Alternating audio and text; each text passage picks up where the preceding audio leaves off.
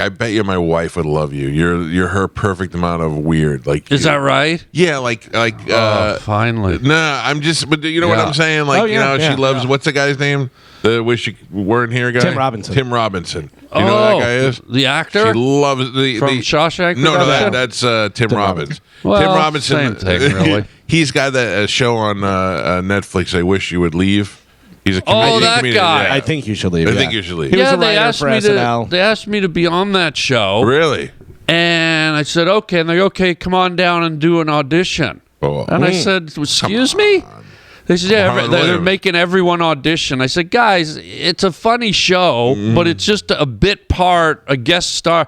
I'm not auditioning. You know who I am. Yeah, if you want me, weird. great. I'm there. If you want me to audition, bye. Ooh, who do you go up against? Like, who do you see in the room when you went for auditions? Like, who? Brian Posehn? Not Brian Posehn. I remember seeing guys like Craig Robinson. One of my auditions where I just got Jeffrey Ross. I'll see in there. You never know who you're gonna see. But what makes me mad is when I go into audition and legitimate guys that shouldn't be there, they're making audition. I did an audition. And I'm sitting in the waiting room, and you got to sign in. It's sort of humiliating, especially when you've got a big body of work, right?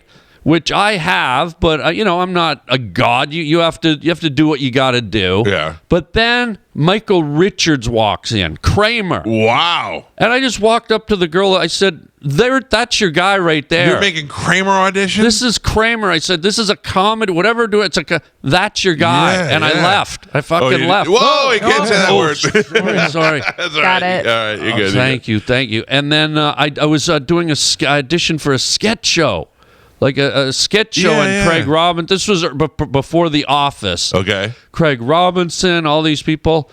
And in walks, you remember, sketch show. In walks Kevin McDonald from Kids in the Hall. Oh, wow. And I'm like, this is one of the guys that re-engineered the sketch genre. They reinvented it. They're the hippest sketch show to come along since SNL. Yeah. And you're making Kevin McDonald audition for a sketch show. It's very infuriating because it reinforces just how cruel Hollywood is. Yeah. Like you should get to a point where you just earn it. Not everybody, but certain Not people everybody, get that, but Kramer and Kevin McDonald. Hello. Yeah. When you walk into I've only done a very minimal amount of those things. When you walk into a room and there, how many people? 5 guys in there, maybe a handful of people there for your audition when you go in? What it is, it's usually you start off with about 5 or 6, and then they start, like, some guys will leave, and then more will filter in.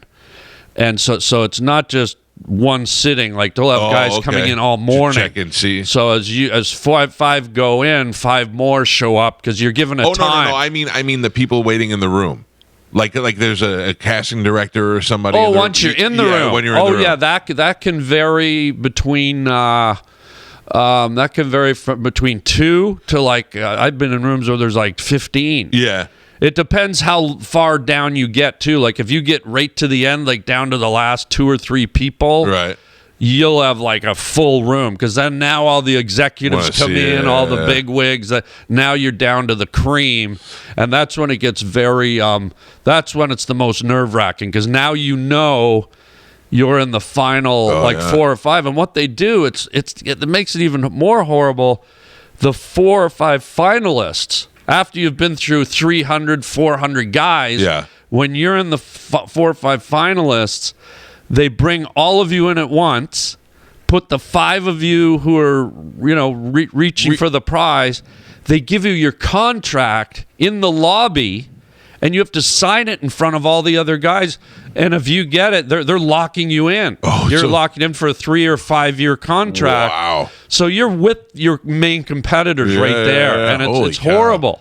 When you walk in the room, do they go, "Oh, hey, Harland, okay, here's what we're going to do"? Like, do they recognize you right out of the gate? Like, I know they know who you are, but do they acknowledge it? Or Yeah. Sometimes they're like, hey, and then sometimes. But what I do a lot is it's sort of intimidating energy being in front of all those executives. Yeah. And so what I would do a lot, and that sketch show in particular, I made it to the end. I made it to the final thing, and they made us go in and read with the other finalists to see how we improvise together. Sure.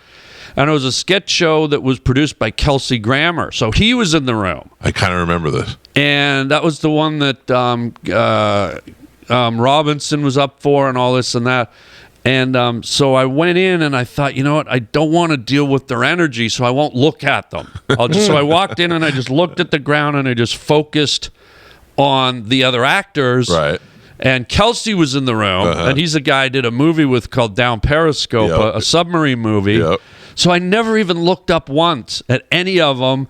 I went in, I kicked ass, I did what I did, and then got back, and my agents called. They said, yeah, Harland, they said you were a complete snob, and I didn't get it.